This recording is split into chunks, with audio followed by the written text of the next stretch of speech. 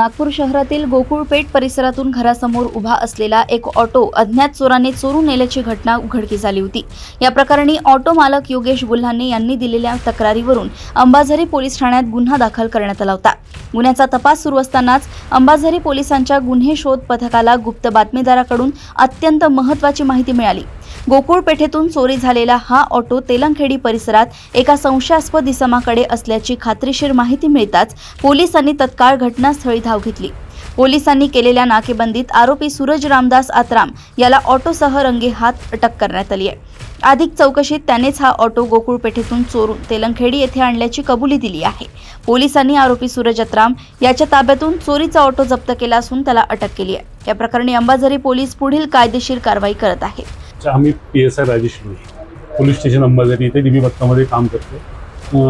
Auto हा 2 दिवसा अगोदर गोकुळपेठ येथून योगेश गुल्हाने यांनी घरासमोर पार्क केला असता तिथून अज्ञात आरोपींनी चोरून नेला। त्या अशा रिपोर्टवरून आम्ही त्या गुन्ह्याचा समांतर तपास केला आमच्या DB पथकाकडून। तर आम्हाला एका गुप्त बातमीदाराबाबत माहिती मिळाली की हा ॲटो तेलंगखेडी रोडवर एका आरोपी आहे, यांनी एक व्यक्ती आहे, त्यांनी त्याच्याजवळ हा ॲटो आहे। यावरून आम्ही आमच्या DB पथकाला सोबत घेऊन तिथे गेलो असता आरोपी नामे सूरज रामदास आत्राम याने हा ॲटो त्यांच्या घरासमोरून चोरी करून हा ॲटो त्यांनी तिथे ठेवल्याहून आम्हाला तो मिळून आला।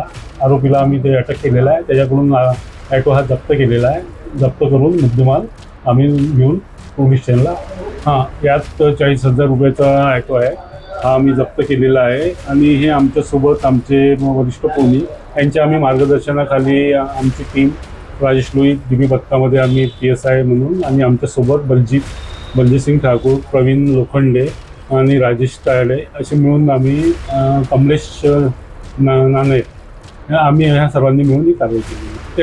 त्याचा पण ॲटो आहे, त्याच्या ॲटोचे काही पार्ट खराब झालेले आहे।